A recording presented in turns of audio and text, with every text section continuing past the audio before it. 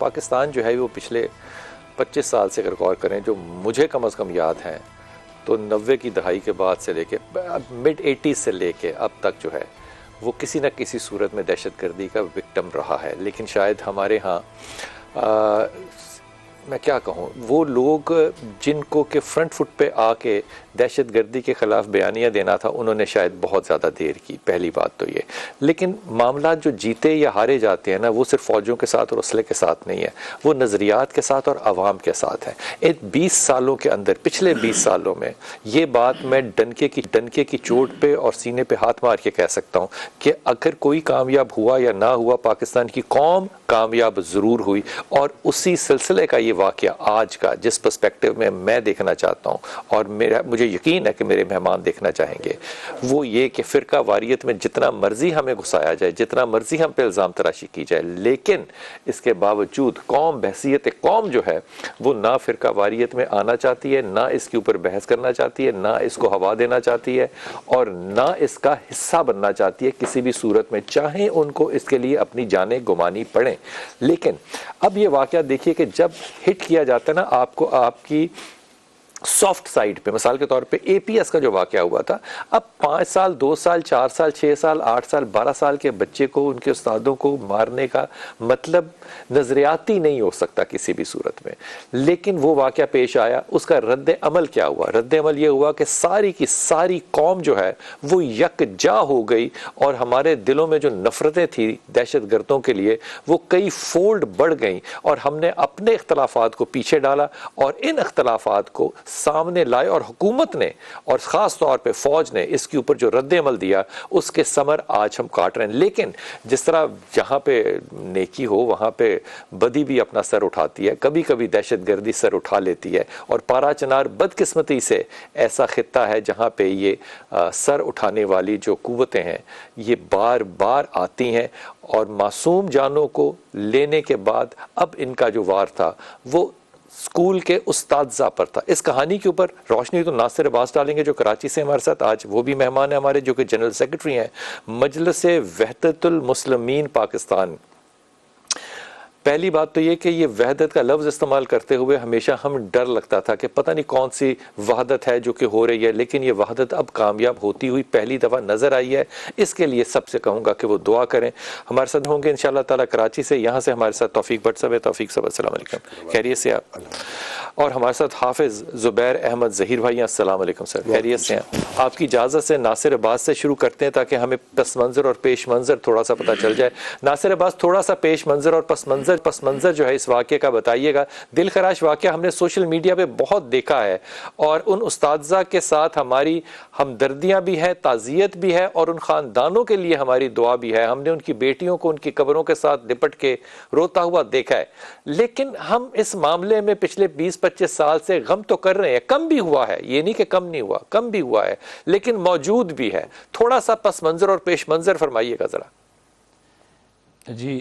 بہت شکریہ بلال بھائی. اور پہلے تو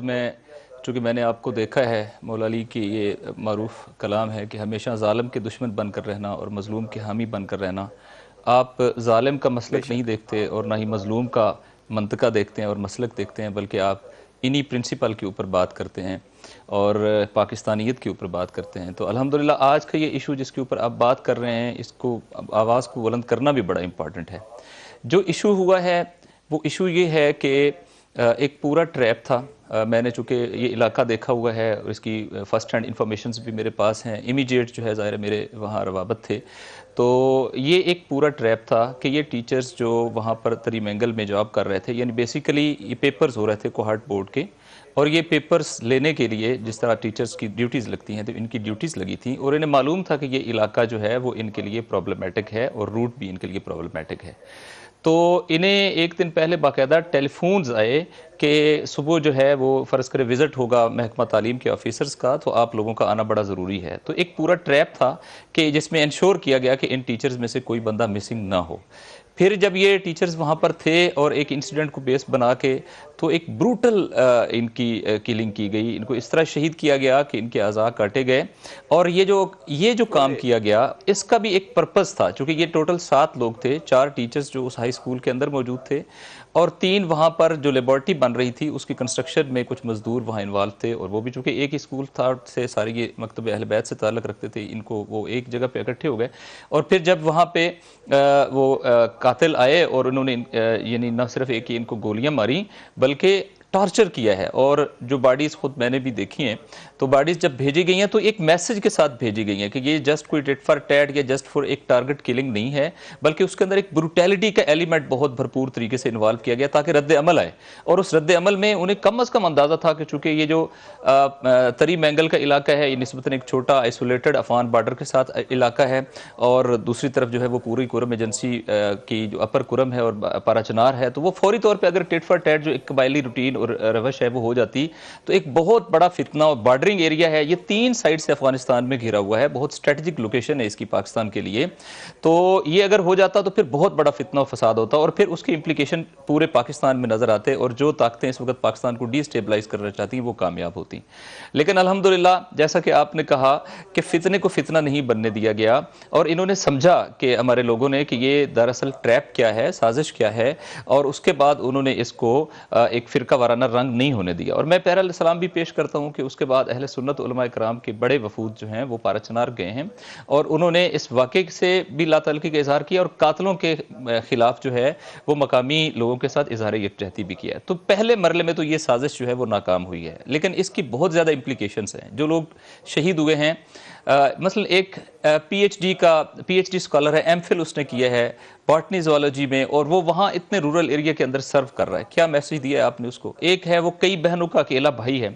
ایک ہے جس کے فیملی کے ٹوٹل 3 افراد تھے مرد، جن میں سے 2 پہلے سوسائیڈل اٹیکس میں شہید ہو چکے ہیں، اور یہ تیسرے کو اس ٹارگٹ کلنگ کے اندر شہید کر دیا گیا ہے۔ تو اس کا آپ ہیومینیٹیرین امپیکٹ دیکھیں، اس کا اس پورے علاقے کے اوپر جو امپیکٹ آئے گا، چونکہ ہر علاقے میں کوئی نہ کوئی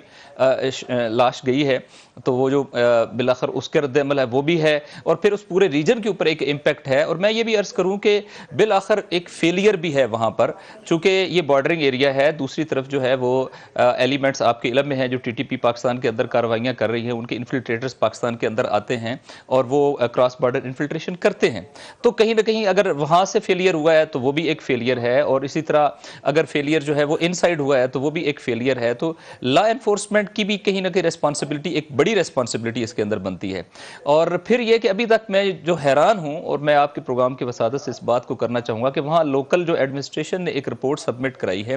تو اسے زمینوں کا تنازع جو ہے وہ قرار دینے کی کوشش کی گئی ہے، جو ڈائیورٹ کرنے کا ایک وہ پلان ہوتا ہے۔ اس سے زیادہ رد عمل اب ابھرا ہے، یعنی آپ ریئلٹی کو سمجھیں، جیسا کہ پہلے لوگوں نے سمجھا کہ یہ ایک ٹریپ ہے اور اس ٹریپ کے ذریعے سے یہاں فسادات کرانا مطلوب ہے، تو انہوں نے وہ نہیں ہونے دیا۔ لیکن جب آپ اس طرح ڈائیورٹ کرتے ہیں کہ اصل ریئلٹی کو ہی مد نظر نہ رکھا جائے، تو پھر لوگوں کے رد عمل، لوگ یہ سمجھتے ہیں کہ اس کا مطلب ہے کہ کہیں بہت زیادہ کوئی تعصب ہے اور اس کی وجہ سے یہ ریپریشن ہو رہا ہے۔